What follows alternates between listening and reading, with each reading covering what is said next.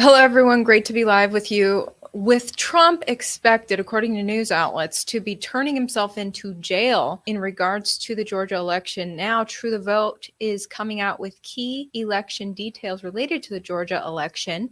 They did a very information-packed live stream on their locals today, and I'm going to play some key sound bites from that.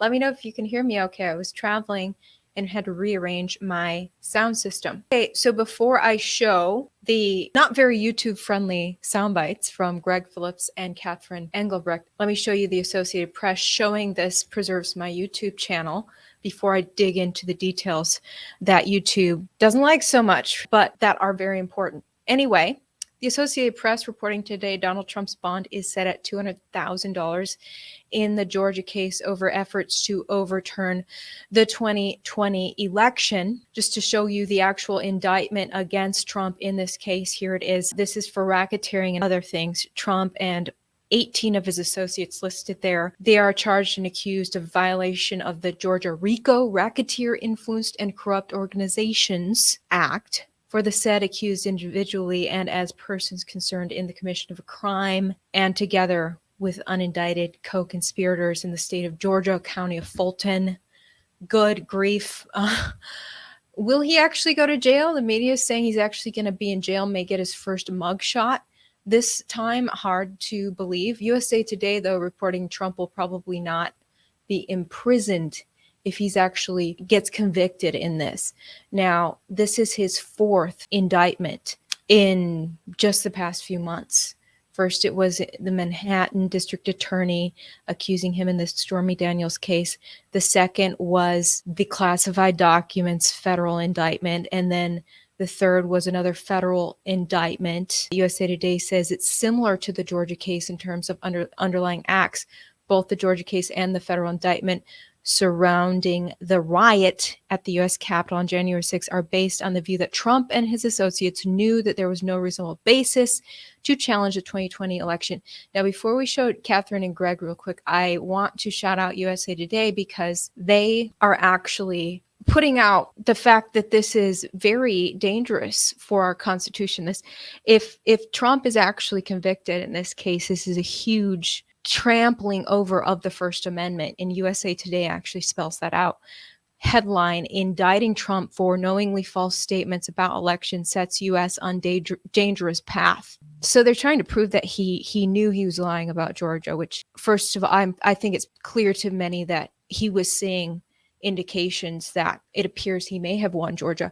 But even if he was lying, lies are protected by the First Amendment. So USA Today is spelling that out. Smith and his team have made history in the worst way, it says, by attempting to fully criminalize disinformation by seeking the incarceration of a politician on false claims that made during and after an election. The hatred for Trump is so all-encompassing that legal experts on the political left have ignored the chilling implications of this indictment. This complaint is based largely on statements that are protected under the First Amendment. It would eviscerate free speech and could allow the government to arrest those who are accused of spreading disinformation in elections. And as you'll hear from Greg and Catherine in True the Vote in the sound bites I'm about to play, there were just so many questions and apparent blatant evidence that was being ignored by the Secretary of State that backed Trump up. So this is a pretty flimsy case, and I just do not see Trump losing this whatsoever. But this, as many believe, is being carried out to hurt his presidential election chances. Some on the right are already saying, well, I don't want to vote for a guy who's going to be in prison, so maybe I should pick another candidate. All right, really quick before we show Catherine and Greg's key soundbites, shout out to the sponsor of my coverage. A surging national debt is bullish for gold. The debt ceiling drama ended with nominal budget cuts and a shiny new credit card with no limit for the federal government. Bank of America senior analyst recently told the Wall Street Journal that big stock market rally will be followed by a big collapse. Are you prepared to protect your retirement savings for at least another year of the current administration? The time for gold is here. Demand is soaring. Let National Gold Group show you options for investing in precious metals like gold and silver in your retirement accounts and for direct delivery. Take advantage of the best deal in precious metals.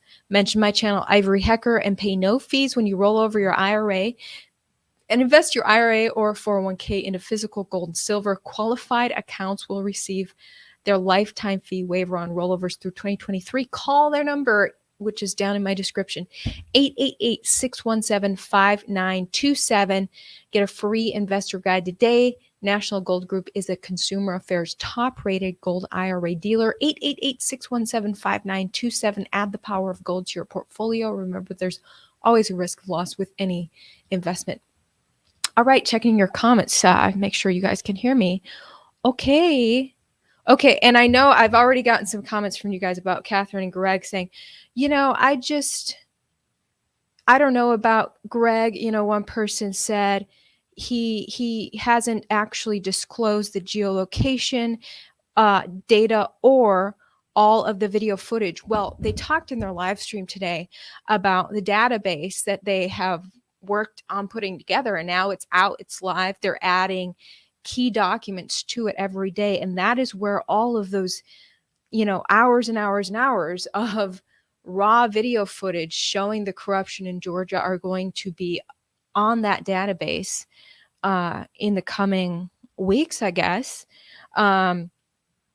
for people to pour through themselves. As we saw a few of those video clips in Dinesh D'Souza's Mules documentary. Well, their new database is called open.inc. That is open.ink is the website. And they've already got a ton of Georgia evidence on there, which they talked about today, which I'm sure Trump's lawyers will find handy.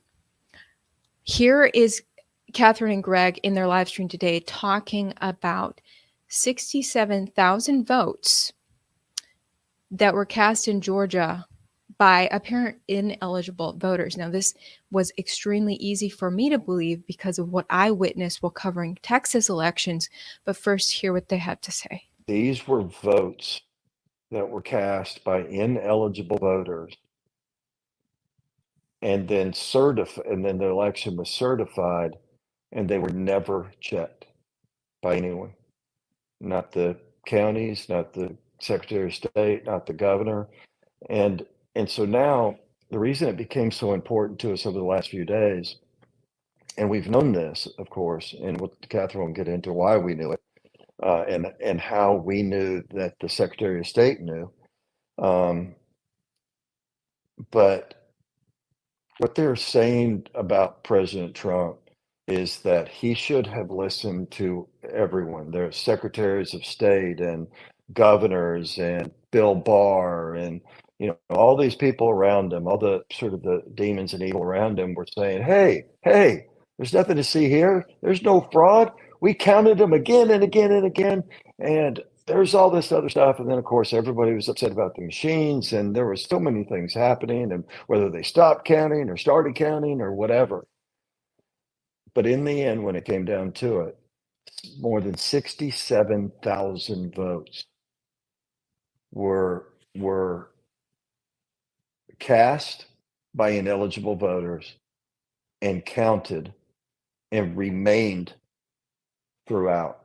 No one ever went back and looked at the 67,000. And they have that evidence up on their new site, open.inc, I-N-K. Now, when I was covering elections for Fox in Texas, I was based in Houston, which is the third most populous county in America, huge amount of voters there. And Secretary of State's office had actually put early votes up on its website showing who had cast their votes early. When you go through that Excel spreadsheet on the Texas Secretary of State's website, there were countless voters who voted without a voter ID. Now, granted, this sounds like too much information the Secretary is putting out. They did not put out who the people voted for. But it was very transparent in showing these are the names of people who've already voted. But you would see when you would sort by voter ID that there were endless people who had voted without a voter ID, and every single one was vote by mail. And when you looked up these names, these were people who did not exist, did not live in the county where they had voted. I forwarded this information as a Fox reporter back in 2020. I forwarded this information to the Secretary of State's office press person, who was my point of contact for the Texas Secretary of State, said, hey, what's going on with this? Do you have details on why it appears ineligible people are voting in certain counties? Are these even real people? And he responded, oh, yeah, we'll look into it. Well, weeks turned into months. The election got certified, and he never gave me an answer. I kept emailing him, hey, what's really going on here? Secretary of State's office completely blew off a very flawed election, even in Texas. And Democrats were confident they were going to turn Texas blue. And if they keep it up, they really will. They're getting close. But the fact that I witnessed that in Texas, apparently very negligent Secretary of State, I can very easily believe that this also happened in Georgia, and that when they go through the state, that there were 67,000 extremely questionable ballots cast, and that the Secretary of State was made aware of it and did nothing, because that's what I witnessed in Texas. And I kept telling my boss, hey, can we report on this? I think people should know about these very strange flaws. You know, I wanted to report on it before the election because we had the early votes. Even after the November 3rd election, my boss still said, don't report on it, not until we get an official answer from the Secretary of State, which they never gave us. So we just had to bury that under the rug for the Secretary of State. Good old Fox. And I think this is what was happening in many states, and Catherine Engelbrecht's breaking this down. Now, she explains why the voter rolls were such a mess, why it was so easy for ineligible people to vote.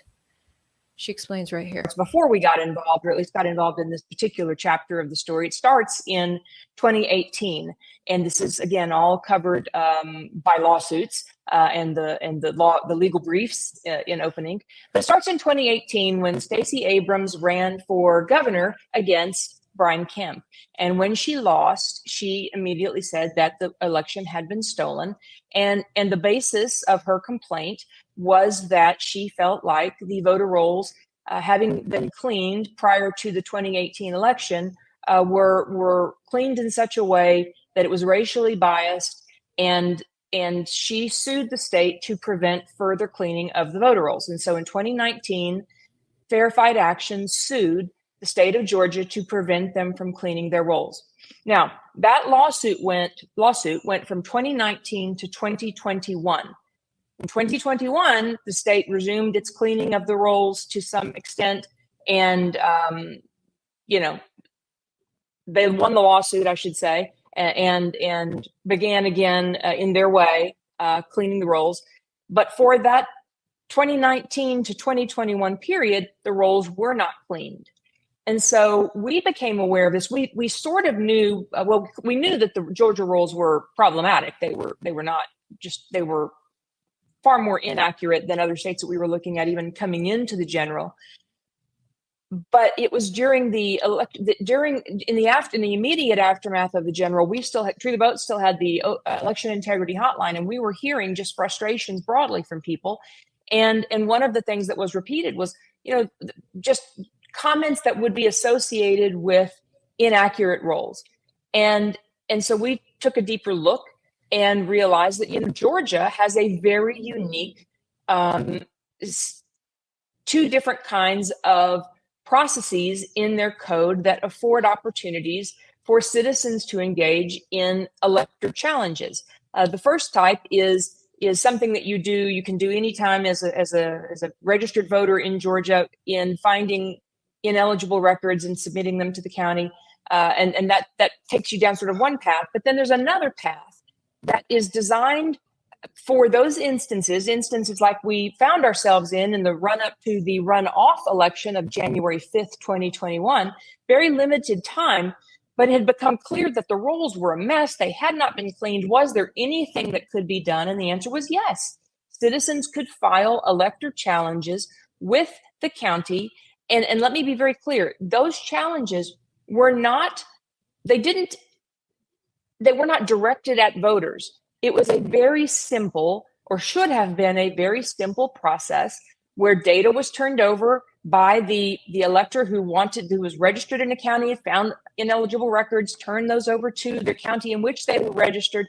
That county could take a look at the requests for challenge. We got involved helping to do this at scale. We're providing the tech to support ineligible records. So all of this should have been just digital transfers of files, very simple.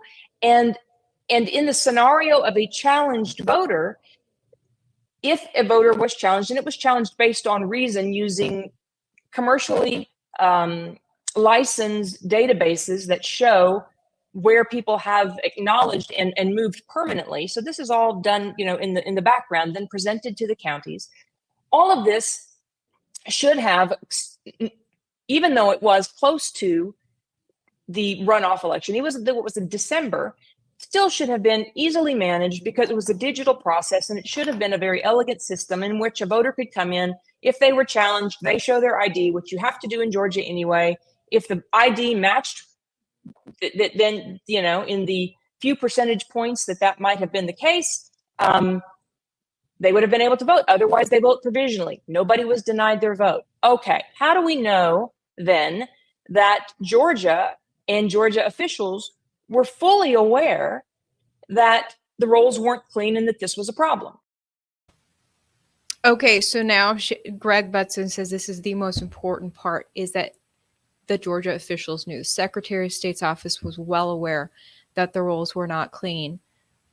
First of all, for the previous reason she mentioned, due to a lawsuit in 2019, but also due to large numbers of Georgia residents having issues, witnessing anomalies, bringing it to their individual counties, and True the Vote helping coordinate that. Well, she wanted to give the Secretary of State a heads up that these anomalies were out there so that he's not surprised by it. And she talks about that here. That every single person from Raffensperger to Bill Barr was telling President Trump, there's nothing to see here. This was the cleanest election in history. This was a great election. And they knew what Catherine's about to say. They knew it. He was right. He shouldn't have been charged with anything. They should be charged. President Trump was right for not listening to these assholes. Oh, well, I knew I was going to do it. Sorry. I'm sorry, visitors, and for those of you that are here regularly, I'm still sorry. So anyway, here's what happened, and there was such a swirl of confusion, and the term we use in our team often is it was inorganic. It didn't make sense. Why was there so much confusion, so much obfuscation? Why weren't simple questions being answered? Why weren't simple documents available? While the state of Georgia was going through audits time and again and certifying and recertifying, and so you would, on one hand, it would appear that they were interested in evaluating some aspect of an audit, some aspect of a closer look. The basic blocking and tackling was never addressed, and so here's how this breaks down. When True the Vote decided that we were going to jump in and help the Georgia citizens who had reached out and said, is there anything we can do? And we knew as a matter of course that yes, there was, and it was not going to be easy, but it could be done. And so we pitched in and said, okay, we're going to do a dive into these roles. We will enlist the help of expert teams and their softwares, their accredited softwares that manage for and resolve for a correct address. And we're going to create this very streamlined process.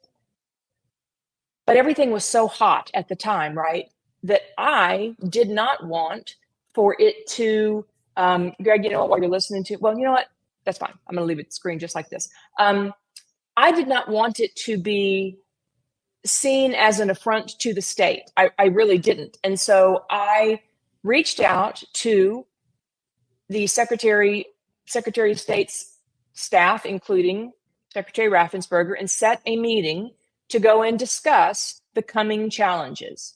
And what I said in that meeting, which was it's on the timeline, I think it was on or around December 10th or something like that. Within days of the federal certification. Right. Days. Yeah, right. The federal certification had already happened. And now this is days later. And I'm in an office with Brad Raffensperger and his team. And I explain that we are helping to support this project that Georgia citizens in counties across the state are participating in. And it has to do with the fact that the rolls have not been cleaned. And around the conference table, heads were nodding like, yeah, the rolls haven't been cleaned. We've been in this lawsuit. Their position was they couldn't do anything. And so here we go. And so I said, the reason I'm coming to you is because the number of ineligible records is so large that it is going to leave a mark. This is not a small thing. And we have done this at scale. We have prepared these documents for every county in the state, because to do it any other way would appear as though we were targeting, which we don't want to do. And so this is where we're at. And I said the number was over 500,000 until we began taking out we tried to take out anything that appeared to be maybe on college campuses or military related. Not that those were any less ineligible potentially, but just to avoid the controversy, we're trying to get this as refined as we can. But I said, nonetheless, this list is still approximately 364,000 records, to which Brad Raffensperger literally pulled out a piece of paper and a pen and started doing a bit of back of the napkin math and said, yeah, 11 to 14% of Americans move every year. It's been 2 years. That's about right. GOP should have been doing this all along. So he admitted, Catherine, that the rolls were dirty, and he had just 40 days before conducted an election in Georgia, and 2 weeks before certified the results of that election, knowing that there were potentially tens of thousands of ineligible voters that cast votes. Wow. That full live stream, which happened today between Catherine Engelbrecht and Greg Phillips of True the Vote, is on Catherine's Locals page, which I have linked down below. They live streamed for about an hour or so. And I just wanted to highlight some of the key sound bites from that today. They had great information on there. And again, they have dumped a ton of raw data onto their new database called open.inc. That is the website, open.ink. And I have linked that database down below as well. If you guys want to pour through, she mentions a timeline. That timeline is on the database. And, she talks about how the Secretary of State was like, yeah, it makes sense that many people would move and possibly vote across state lines. I also interviewed a government official back in 2020 in Texas who said, yeah, we have an issue every year of people moving and double voting. They would, you might move from Texas to Georgia and then vote in both states, or you have houses in multiple states and you can vote at every address. And now in Texas, when you can vote from a PO box, yeah, you can really, everybody in USA can open a Texas PO box and vote now. So I have a lot of concerns about Texas, just having analyzed the state where I live. but she's talking about similar things that happened in Georgia. And in the case of Georgia, it made the difference on who won that election, because Joe Biden won by about 11,000 votes. That's it, razor thin. So, that's big stuff. And they just blew through and did not want to look at these challenges. Like, oh, we'll do some quick recounts. Every legal vote was recounted. Were they really legal votes? Because you guys weren't double checking that they were when there was all kinds of evidence that they weren't. So looks like you recounted some compromised votes to me. Anyway, just from my experience covering elections in Texas, this is just very real. This is not some conspiracy theory. Elections and whether your vote really counts are insanely critical, and the most important legislation that could have been passed is bills that would actually fortify your vote, make sure that your vote counts. And now, with all the strange anomalies in Georgia and elsewhere, for Trump to be charged like this, it's going to be hard for his prosecutors to actually win this, because there's endless evidence. How about this new headline this year from CNN talking about headline, Georgia won't update vulnerable D software, those infamous D machines. Georgia won't update vulnerable D software until after 2024 election. Now CNN is coming right out. This article, June 14th of 2023, talking about, it turns out that those D machines were riddled with issues, and Georgia's going to hold on to them until after the 2024 election. What the heck? It's just outrageous. It is outrageous. Don't allow yourself to be gaslit into thinking that Trump is somehow wrong in challenging this big lie that the election was perfect. It was the furthest thing from perfect. If you take a glance at any of this highly censored evidence, the unfortunate thing is that mass censorship of actual evidence happened. But as a on-the-ground reporter in 2020, I was looking at raw data showing endless flaws in the election and having my own employer, Fox Corp, shut it down. So don't allow yourself to be gaslit into thinking that Trump deserves a charge like this, into thinking that your vote is even going to count. But we got to at least try. We got to at least vote in 2024. But you got to ask your state legislator to please pass some more fortified election laws that are going to protect your vote.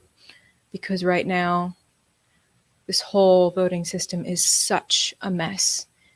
And the media and a lot of courts are all in cahoots to say that anyone who says it's a mess is a bad guy, that our election system is perfect. It's the furthest thing from it. Scary time to be alive. Just wanted to highlight these new details for you. I know a lot of people are weary about this whole election thing, but it really is critical to the future of our country. So I wanted to highlight it today. With that being said, checking your comments. Thank you guys so much for tuning in live. And we shall see if Trump actually goes to jail. I just can't imagine he's actually going to be behind bars. But they say he's going to be behind bars on Thursday. And now he'll at least get a mugshot taken. Thank you, Ashes, for the comment. Remember to hit like. I appreciate it, you guys. YouTube has apparently been shadow banning me quite a bit. So any engagement with this video you can make helps my channel. Appreciate you, and let me know what you would like me to cover next. Talk to you later.